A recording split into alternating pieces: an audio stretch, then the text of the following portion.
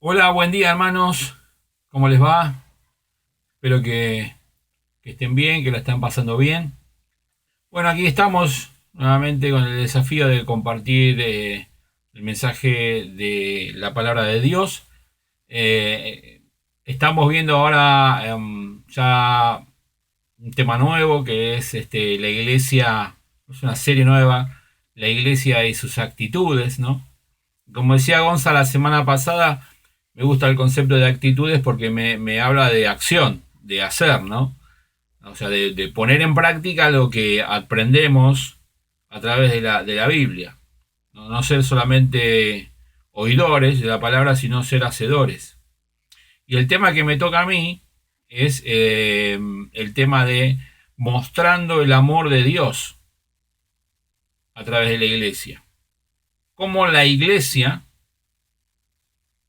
puede mostrar el amor de Dios a las personas. Cómo la iglesia puede mostrar el amor de Dios al mundo que nos rodea.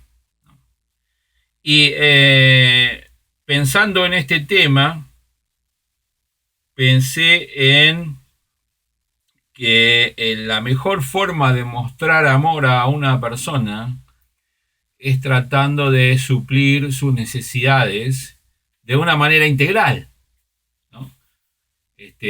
Siempre yo sostengo que así como yo demuestro mi amor a mi familia trabajando y esforzándome para suplir sus necesidades y que ninguna de sus necesidades básicas esté insatisfecha, como comida, abrigo, medicamentos, vivienda, todas esas cosas.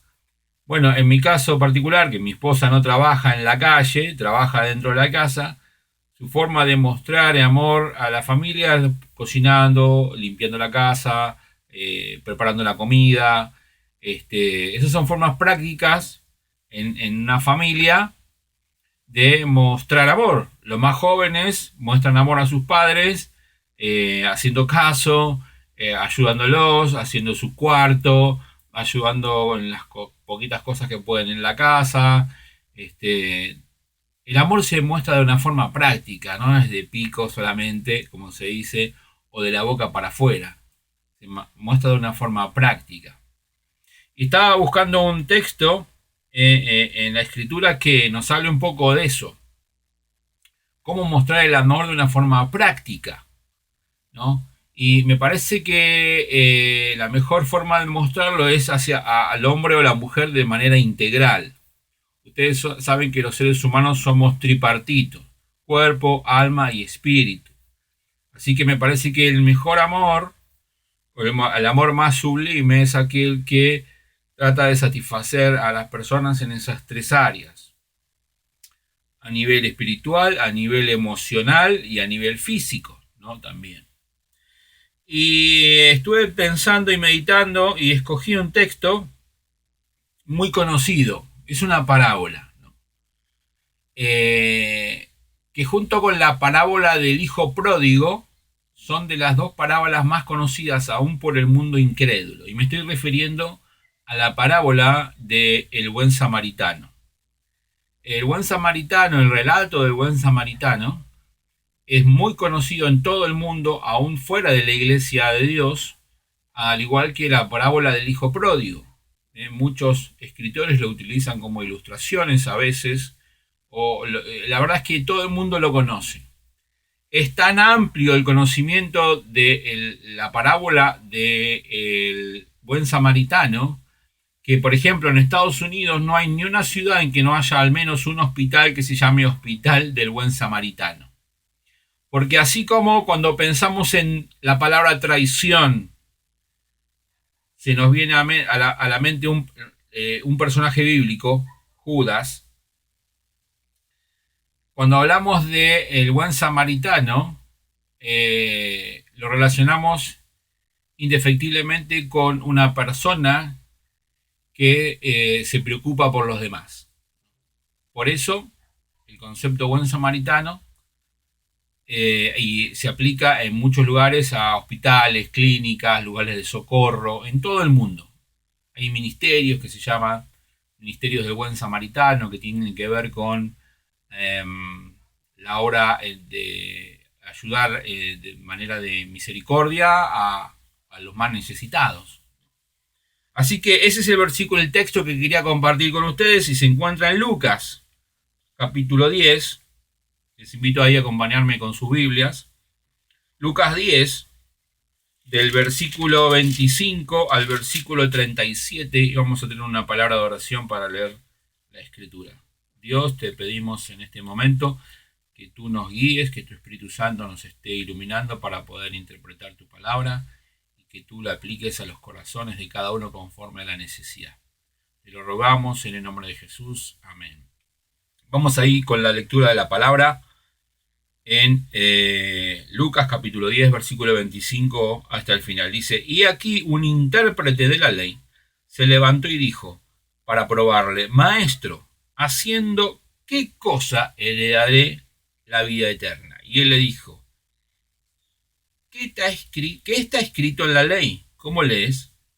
Aquel respondiendo dijo: amarás al Señor tu Dios con todo tu corazón y con toda tu alma y con todas tus fuerzas y con toda tu mente, y a tu prójimo como a ti mismo. Y le dijo: bien has respondido, haz esto y vivirás. Pero él, queriendo justificarse a sí mismo, dijo Jesús: ¿y quién es mi prójimo? Respondiendo Jesús dijo: un hombre descendía de Jerusalén a Jericó y cayó en manos de ladrones, los cuales lo despojaron e hiriéndole se fueron dejándole medio muerto. Aconteció que descendió un sacerdote por aquel camino y viéndole pasó de largo. Asimismo un levita, llegando cerca de aquel lugar y viéndole, pasó de largo. Pero un samaritano que iba de camino vino cerca de él y viéndole fue movido a misericordia. Y acercándose vendó sus heridas, echándoles aceite y vino, y poniéndole en su cabalgadura, lo llevó al mesón y cuidó de él. Otro día, al partir, sacó 2 denarios y le dio al mesonero y le dijo: cuídamele, y todo lo que gastes de más yo te lo pagaré cuando regrese. ¿Quién pues de estos 3 parece que fue el prójimo del que cayó en manos de los ladrones? Él dijo: el que usó de misericordia con él. Entonces Jesús le dijo: ve y haz tú lo mismo. Recordemos que esto es una parábola, es un lenguaje especial, es un lenguaje figurado. No necesariamente este evento tiene que haber sucedido de forma real, pero sí cuando vamos estudiando el texto, vamos a ver que los lugares, las características de la parábola son reales. Los lugares existen o existieron, las características del camino y de las personas también existieron. Así que es una especie de mezcla de ficción con realidad, ¿no? Es como la forma de escribir que tiene el autor que se llama Dan Brown, que escribió el Código Da Vinci. Cuando los cristianos vieron el Código Da Vinci o leyeron el Código Da Vinci, dijeron: mirá, ¿qué pasó con nuestras...? Como que a muchos se le movió el piso de su fe, de su doctrina, de sus convicciones. Y no entendieron en su momento, espero que después sí, que el Código Da Vinci tenía elementos que existieron en la realidad, en la historia, pero es un relato de ficción. Y la parábola es un lenguaje especial, no necesariamente haya sucedido de manera real. Pero a mí me gustaría dividirlo en 8 puntos para ir desandando un poco todos estos versículos, estos 12 versículos que incluyen en este relato. Porque en primer lugar vamos a ver la pregunta de un intérprete de la ley. Fíjense ahí, el versículo 25 dice: y aquí un intérprete de la ley, es decir, un experto en la ley. En algunos lugares se lo traduce como un escriba. una persona que dedicaba su vida a estudiar la escritura, ¿eh? El Antiguo Testamento, así que era alguien que lo conocía bien. Dice, se levantó y dijo, para probarle, y aquí hay algo que tenemos que tener en cuenta, no fue una pregunta sincera, no fue una pregunta inocente. Lucas declara que la pregunta la hizo para probarle, para probar a Jesús, a ver qué iba a responder él. Maestro, ¿haciendo qué cosa heredaré la vida eterna? Es decir, ¿haciendo qué cosa seré salvo en la vida eterna? Y él le dijo, ¿qué está escrito en la ley? Y fíjense que él podía haber respondido una serie de cosas, pero la forma de enseñar, y lo repite muchas veces el Señor Jesús, es haciendo pensar a las personas, ¿no? Que las personas mismas se contesten sus preguntas. Él le dice, ¿qué está escrito en la ley? Él sabía que este era un experto en la ley, un escriba, un maestro de la ley. Y le dice, ¿cómo lees? Esta expresión era muy común entre los rabinos de la época, donde se juntaban a discutir los escribas o los saduceos se juntaban a discutir cosas de la ley. La expresión ¿cómo lees? La idea es, para vos, ¿qué significa esto? Para vos, ¿cómo se interpreta esto? Esa es la idea. ¿Cómo lees en la ley? Entonces dice que en el versículo 26, él le dice eso, es la contrapregunta de Jesús. En primer lugar, una pregunta del intérprete de la ley, versículo 25. En segundo lugar, versículo 26, una contrapregunta de Jesús. En el versículo 27 vamos a ver la respuesta del intérprete de la ley. Dice, aquel respondiendo dijo, amarás al Señor tu Dios con todo tu corazón y con toda tu alma y con todas tus fuerzas y con toda tu mente y a tu prójimo como a ti mismo. Y la respuesta del intérprete de la ley es correcta, es correctísima. Por eso el Señor no le hace ninguna añadidura, ¿no? Y a esa respuesta del intérprete de la ley, en lo que sería para mí el punto 4, en el versículo 28, Jesús le hace un mandato. Y le dijo, bien has respondido, haz esto y vivirás. Haz estas cosas y vas a ser salvo.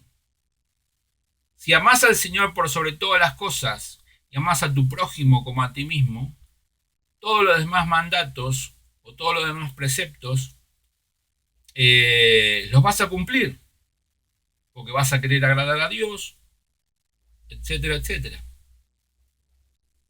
Así que él le da ahí un mandato. Versículo 28, bien has respondido, haz esto y vivirás. Y en el versículo 29 hay una nueva pregunta del intérprete de la ley. Fíjate lo que dice, un poco para justificarse. Pero él, queriendo justificarse a sí mismo, dijo a Jesús, claro, ponete en contexto con estas personas. Recordá que el Señor siempre les habló a los fariseos, a los saduceos, acerca de su excesiva religiosidad, de guardar el trazo frío de la ley y olvidarse del espíritu de la ley.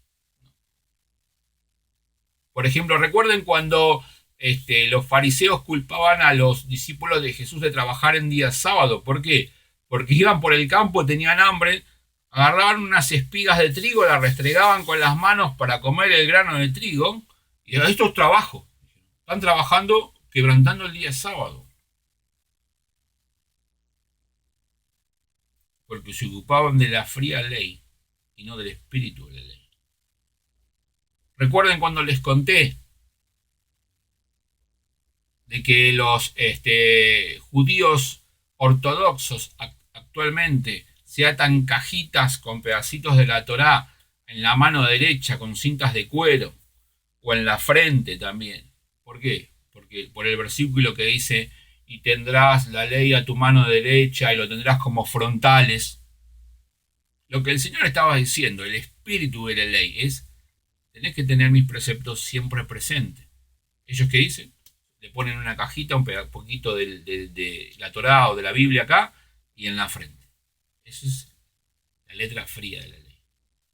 Y el Señor luchó mucho tiempo con los fariseos, con los saduceos, con los escribas. Ellos amaban juntarse a discutir de doctrina. Un escriba de la antigüedad podría compararse en el día de hoy como un teólogo. Amaban sentarse a discutir sobre doctrinas. ¿Qué te parece a vos? ¿Qué dice acá Moisés? ¿Qué quiere decir con esto? Pero el Señor lo está llevando a otro camino. Le está diciendo, mirá, esa ley que vos tanto estudiás tenés que aplicarla, amando a tu prójimo como a ti mismo. Él sabía que ellos no lo hacían, que buscaban cualquier excusa para discutir, pero para quedar afuera de cualquier solución que ellos podían dar.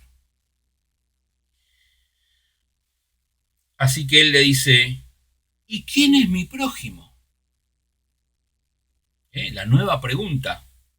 Así que punto 1, pregunta del intérprete de la ley. Punto 2, contrapregunta de Jesús. Punto 3, respuesta del intérprete de la ley. Punto 4, mandato de Jesús. Punto 5, nueva pregunta del intérprete. Y ahí estamos, en el versículo 29. Y el punto 6 es la contrapregunta de Jesús a través de la parábola. Y acá lo vamos a ver desde el versículo 30 al 36. Respondiendo Jesús dijo, un hombre descendía de Jerusalén a Jericó. Y es interesante ver que realmente cuando uno iba de Jerusalén a Jericó, realmente descendía en altitud. Porque uno puede pensar, Jerusalén está aquí y Jericó está al noroeste, al noreste. ¿Cómo descendía? Claro, porque si vos estudias un poco de la geografía de Tierra Santa, vas a ver que Jerusalén, como dice la Biblia, se erige en una colina. Esa colina está a unos 800 metros sobre el nivel del mar. Pero Jericó, que está cerca del Mar Muerto, hacia el noreste, está a menos 300 metros. O sea que hay una diferencia de 1100 metros en altitud desde Jerusalén a Jericó. Así que si uno quería ir de Jerusalén a Jericó, debía descender. Y el camino era de unos 30 kilómetros. Así que era un camino que descendía abruptamente, rápidamente. Era un camino difícil de hacer. Más si venís al inverso, ¿no? De Jericó a Jerusalén tenés que subir una cuesta de 1100 metros. Así que estos lugares y estos caminos existieron. Hoy en día el camino de Jerusalén a Jericó da un rodeo por una ruta muy bien delineada, pero en ese tiempo era un camino que habían hecho lo habían mejorado los romanos en esta época, pero era un camino por un wadi es al costado de un lecho de un río que es temporal. Los ríos en este lugar se llaman wadis porque solamente cuando llueve en alta montaña desciende un torrente de agua, pero la mayoría del tiempo el lecho del río está seco. Y por ahí, por el costado, hacían el camino, ¿no? Era un camino que tenía muchas curvas, donde alguien se podía ocultar y atacar a las personas. Tal es así que el historiador Flavio Josefo dice que para esta época Herodes, que había terminado de hacer el templo, había despedido como 40.000 obreros y muchos de ellos se dedicaban a robar y a saquear a los peregrinos que iban por los caminos. Este camino de Jerusalén a Jericó, más o menos cuando faltaban 8 kilómetros para llegar a Jericó, o sea, más allá de 20 kilómetros de Jerusalén y unos 8 kilómetros antes de Jericó, hay una cuesta muy importante que se le llamaba la cuesta de sangre o el camino de sangre, por la sangre derramada por los bandidos, lugares donde se podían esconder atrás de las piedras, en la curva de un camino, eran lugares donde era difícil ir solo, había que ir siempre acompañado por los constantes saqueos que había. Es más, hay un historiador cristiano que dice que más o menos a esa altura habían hecho una posada, una especie de posta, para ayudar a los viajeros que iban en ese camino, ¿no? Por ese problema con los bandoleros. Así que ese lugar existió y esta historia podría llegar a ser real, donde dice, un hombre descendía de Jerusalén a Jericó. Dice, y cayó en manos de ladrones, los cuales le despojaron e hiriéndole se fueron dejándole medio muerto. Tengan en cuenta que esta es una zona desértica, mucho calor en el día, mucho frío a la noche. Por más que no lo hayan matado, si lo dejaron para que muriera desangrado o muriera por los elementos, por el tiempo, por el clima, era muy probable. Por eso dice el Señor que lo dejaron medio muerto. Versículo 31. Y aconteció, esta expresión se puede traducir como resulta que, en realidad la traducción más exacta es por coincidencia, ¿no? Como uno empieza un cuento. Cuenta la historia, ¿no?, que descendió un sacerdote por aquel camino. Iba de Jerusalén a Jericó. Un sacerdote del templo. Y viéndole, aclara que le vio, pasó de largo. La traducción más correcta es, se cruzó del lado opuesto. ¿Viste cuando vos vas por la calle y viene caminando alguien que medio te da miedo, que te pueda asaltar, te pueda hacer algún daño, cruzás la vereda? Bueno, eso hizo el sacerdote. Se cruzó del otro lado del camino.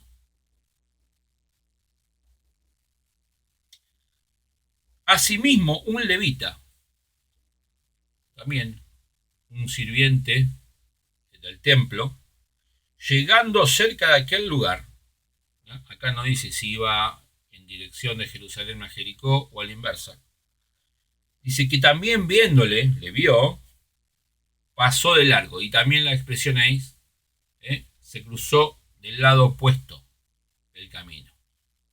Ahora, mucho se ha dicho sobre las razones por las cuales estos dos personajes, que son religiosos, que supuestamente son buenas personas, que son misericordiosos, que aman a Dios, que sirven a Dios, se cruzaron del lado opuesto del camino y haciéndose los tontos no le ayudaron. Algunos piensan que ellos podrían haber pensado de que este hombre estaba muerto, ¿no? Y pensándolo fríamente como un sacerdote, como un levita, había tantos levitas que lo habían dividido en 24 grupos para servir durante todo el año. Así que un levita servía 2 semanas al año en el templo. Ustedes saben que un sacerdote, cuando estaba sirviendo en el templo, no podía, según Números 19:11, tocar cosas muertas. No podía tocar muerto alguno. Si por alguna razón algunos de ellos los tocaba y esta persona, en lugar de estar medio muerto, estaba muerto, quedaban inmundos por 7 días. Así que imagínense, pónganse en el lugar de uno de ellos. estoy esperando todo el año. Lo más importante para mí es servir en el templo, hacer mi ministerio, lo que el Señor me mandó. ¿eh? No voy a arriesgarlo tocando un muerto. Otros podían haber pensado, y este señor que está aquí tirado, seguramente lo han asaltado y probablemente los que lo asaltaron estén por aquí cerca. Quizás yo me detenga y me asalten, me lastimen a mí también. Y de una manera egoísta, pensando en sí mismo, siguieron de largo. Pero aparece el tercer personaje en esta historia. Y lo más normal que podría haber pensado el intérprete de la ley es que el Señor habría puesto un sacerdote, un levita y un judío, ¿no? Pero el Señor desencaja el engranaje en la mente del intérprete de la ley y le pone un samaritano. Dice el versículo 33. Pero un samaritano que iba de camino vino cerca de él y viéndole fue movido a misericordia. Un samaritano, Señor, tenés que poner. ¿Vos te acordás lo que hablamos acerca de los samaritanos y los judíos? Ellos se aborrecían, no se querían.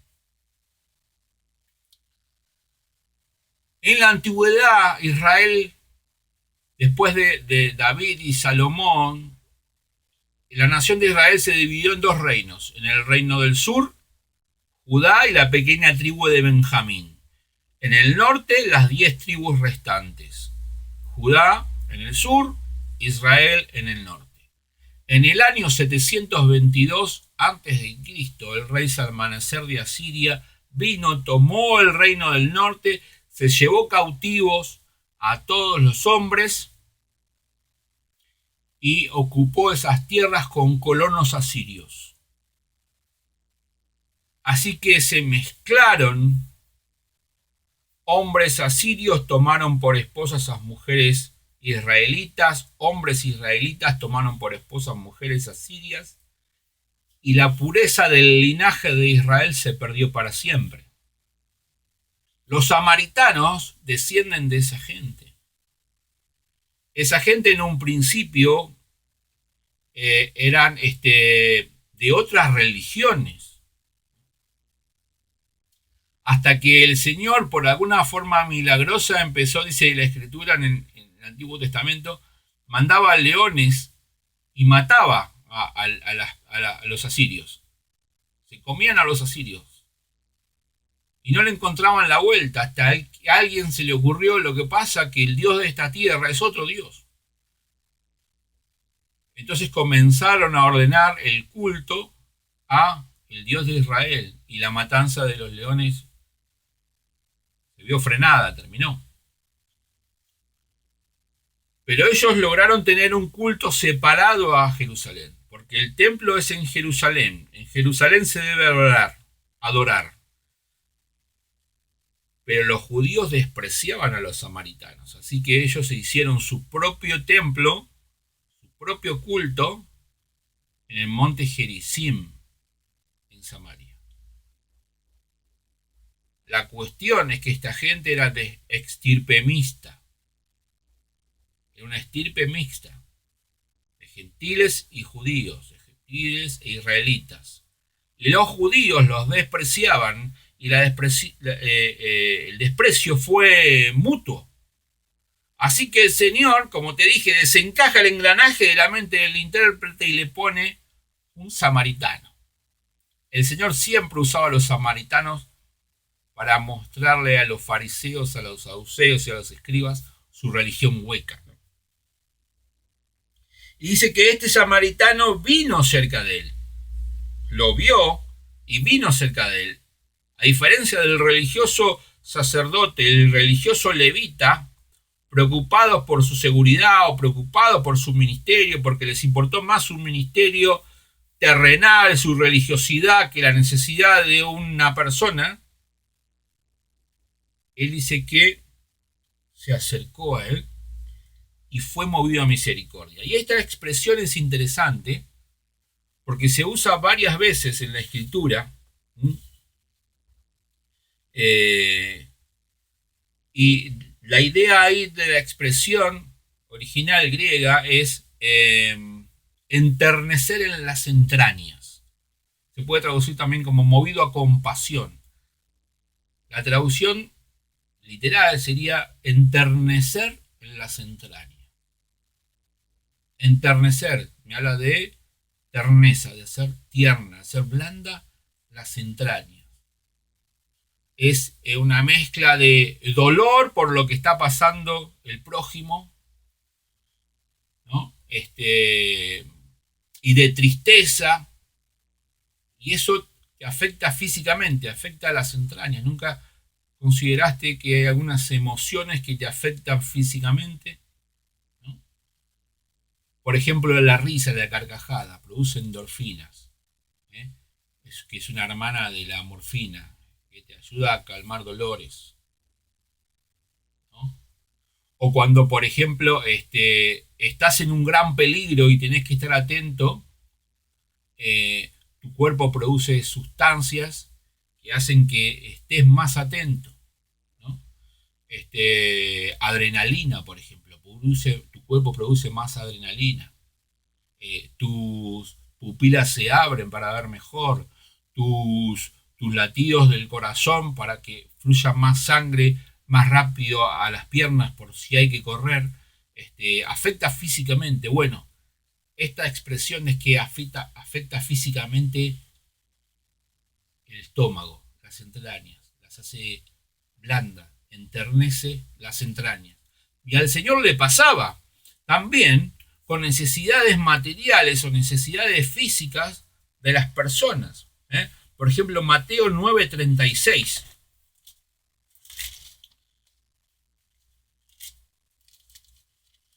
Mateo 9:36 dice, y al ver las multitudes tuvo compasión de ellas, porque estaban desamparadas y dispersas como ovejas que no tienen pastor. Esta expresión, compasión, es la misma palabra. Mateo 14:14 también dice, y saliendo Jesús vio una gran multitud y tuvo compasión de ellos y sanó a los que de ellos estaban enfermos. También acá, la misma expresión. Se le enternecieron las entrañas. 15:32 de Mateo también. Dice, y Jesús llamando a sus discípulos dijo, tengo compasión de la gente, porque ya hace 3 días que están conmigo y no tienen qué comer, y enviarlos a ayunas no quiero, no sea que se desmayen en el camino. Compasión, se le enternecieron las entrañas. En primer lugar, cuando los vio como que no tenían pastor. En segundo lugar, dice porque estaban enfermos. Y acá porque tenía necesidad de alimento, alimento físico. ¿Te das cuenta de qué amor estamos hablando? De ese amor que se ocupa por la necesidad de las personas. Es la misma expresión de Lucas 15:20 en la parábola del hijo pródigo, donde dice que el padre, cuando ve de lejos venir a su hijo, tuvo compasión de él, se echó a su cuello y le besó. O sea, se enterneció sus entrañas. Esto es lo que sintió el buen samaritano. Este samaritano que no encaja en un relato judío, por el odio y el desprecio que ellos se tenían. Y dice que acercándose, vendó sus heridas, echándoles aceite para suavizar las heridas. Se usaba como una crema. Seguramente sería aceite de olivo. Y vino. El vino era el alcohol, el mertiolate de la época, para desinfectarlos. Y luego les vendó. Y dice que él iba en una cabalgadura, no sabemos si era un asno o si era un caballo. La cuestión es que él se bajó de su cabalgadura. Estaban en la cuesta, acuérdense, ahí en la cuesta del camino de Jerusalén a Jericó. Y él le sube a su cabalgadura y ¿qué hace? Él va caminando. Agarra las riendas de su cabalgadura y va caminando. Y lo llevó a un mesón. Probablemente en el mesón que cuenta el historiador que se hizo a mitad de camino ahí para ayudar a los peregrinos. La cuestión es que lo cuidó hasta el otro día. Fíjense, este hombre dejó de lado sus negocios, porque seguramente iba por un tema de negocios o un tema familiar. Dejó de lado esos negocios y apartó un par de días para ayudar a este hombre. Yo a veces pienso cuando nosotros de una manera rígida pensamos en el ministerio, no sé, ya sea en la iglesia, en el culto o en la reunión de jóvenes, ¿no? ¿Y qué harías si te esperan en el club bíblico, por ejemplo, para ir a predicar, pero tenés una situación similar a esta en el medio del camino? ¿Qué haces? Me gustaría ayudar a esta persona, pero no puedo porque me están esperando para predicar. O tengo que ir a hacer tal cosa en él. No, hay que tener cintura en el ministerio. No hay que ser tan rígido. Por ejemplo, si nosotros tenemos un plan de lecciones en la reunión de jóvenes o un plan de predicaciones en la iglesia, ¿no? Y surge una situación específica, algo no esperado con la congregación, o hay un fallecimiento o una situación difícil, tenemos que tener cintura para poder cambiar, modificar sobre la marcha y atender a la necesidad urgente, ¿no? Pero a estos hombres no les importó, siguieron su camino. En cambio, este hombre sí dedicó su tiempo, dijo, esto puede esperar, este señor necesita ayuda, necesita mi ayuda. El trabajo religioso no te hace un siervo de Dios. El trabajo religioso no te hace un siervo de Dios. La misericordia hacia el prójimo sí. Dice, y al otro día, al partir, tomó 2 denarios, el sueldo de 4 días de un jornalero aproximadamente, y los dio al mesonero y le dijo, cuídemele, y todo lo que gastares de más, yo te lo pagaré cuando regrese. Se ve que el hombre tenía que regresar por el mismo camino. Versículo 36, y aquí termina la parábola. ¿Quién pues de estos 3 te parece que fue el prójimo del que cayó en manos de ladrones? Le dice el Señor. Y aquí termina la contrapregunta de Jesús por medio de esta parábola. Y en el versículo 37, ya terminando, en la parte A dice, él dijo, el que usó de misericordia con él. Fíjate qué difícil que era para el levita decir, el samaritano fue su prójimo. Dijo, el que usó de misericordia. Ni siquiera pudo decir el samaritano. Así que ahí tenemos la punto 7, la respuesta del intérprete de la ley. Y en la parte B del mismo versículo tenemos el mandato de Jesús. Ve y haz tú lo mismo.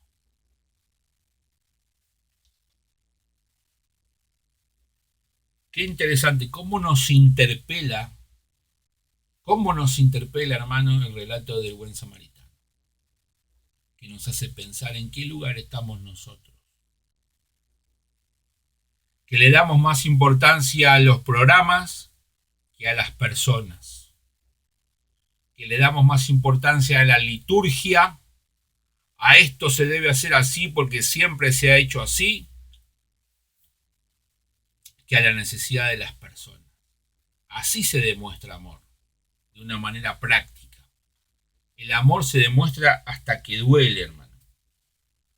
Esa es la verdadera religión sin mácula, dice Santiago 1:27. ¿No? Asistir a las viudas y a los huérfanos en sus necesidades y guardarse sin mancha del mundo. Santiago 1:27. ¿Qué está diciendo? No sea solamente oidor, sea hacedor. Las personas más desvalidas en la congregación, los huérfanos y las viudas. Hay que asistirlos ahí. Esa es la verdadera religión, la de la misericordia, no lo de la liturgia. Amar, amar de una manera que duela. Fíjate estos 4 personajes que aparecen aquí en este texto, ¿no? En primer lugar, el intérprete de la ley. En segundo lugar, los ladrones. En tercer lugar, el sacerdote y el levita. Y por último, el samaritano. Y todos ellos tienen una visión distinta acerca de este hombre que fue atacado camino de Jerusalén a Jericó. Para el intérprete de la ley, para el teólogo de la actualidad, y te lo dice alguien que ama estudiar la palabra, ¿no? Y el original y las expresiones. Pero para el escriba o para el intérprete de la ley, ¿quién era este hombre? Un sustantivo más que estudiar en la escritura. Y nada más que eso. Conocimiento que no baja el corazón. Para los ladrones, un incauto a quien robar, ¿no? Para el levita y el sacerdote, un fastidio para evitar. No, no me quiero meter con esto, yo tengo mis cosas para hacer. Y para el buen samaritano, una persona a quien amar, una persona a quien demostrar amor. Qué fácil que es amar, decir yo amo al mundo, amo a las personas, pero cuando hay que amar a alguien en particular se complica, ¿no? Amar a la gente en general es fácil, amo a la gente. Pero sin amar a alguien en particular, cuando hay que demostrarlo, ahí se ve la realidad. Alguien dijo una vez, amar a los santos que viven arriba, eso será la gloria. Pero amar a los que viven aquí abajo, eso es otra historia. Amar a personas con las cuales, como se dice, tenés cero onda. No compartís prácticamente nada. Amar de forma abstracta es fácil, sin amar de forma concreta, ¿no? De una forma concreta. La historia de el buen samaritano, que nos interpela, nos hace pensar. ¿Alguna vez pensaste qué harías si con tu auto vas con tu familia una noche y hay alguien tirado en el piso al costado del camino? ¿Pensaste alguna vez eso? Puede ser que sea un muñeco que tiraron para hacerte parar y robarte, asaltar y dañar a tu familia. Puede ser alguien accidentado realmente que necesita ayuda. ¿Qué harías? El samaritano se la jugó. Es a quien admiramos, el buen samaritano. Cuando tenés que dejar de lado tus planes, tus proyectos, aún no solamente las cosas seculares, sino también las cosas de la iglesia, por la necesidad de un hermano que te llama angustiado y que necesita. ¿Lo dejás de lado y atendés a esa necesidad? Dejando de ser religioso y aplicando el amor donde hay que aplicarlo, al necesitado. Por último, me gustaría compartirles una expresión que me gusta mucho de un señor que fue un ejemplo en amor práctico, en amor demostrado, a suplir necesidades físicas, emocionales y espirituales. Su nombre fue William C. Morris. Es el fundador del Hogar El Alba. Fue un gringo, fue un inglés muy pobre que vino con solamente segundo grado acá en la escuela y hizo desastre en la obra del Señor. Y en el Hogar El Alba hay una expresión que recuerdo yo siempre, quería compartir con ustedes algo que es una frase de él, ¿no? Que dice, pasaré por este mundo solo una vez. Si hay alguna palabra bondadosa que yo pueda pronunciar, alguna noble acción que yo pueda efectuar, diga yo esa palabra, haga yo esa acción ahora, pues no volveré a pasar más por este lugar. ¿Cómo puede la iglesia de Dios demostrar amor, el amor de Dios a las personas?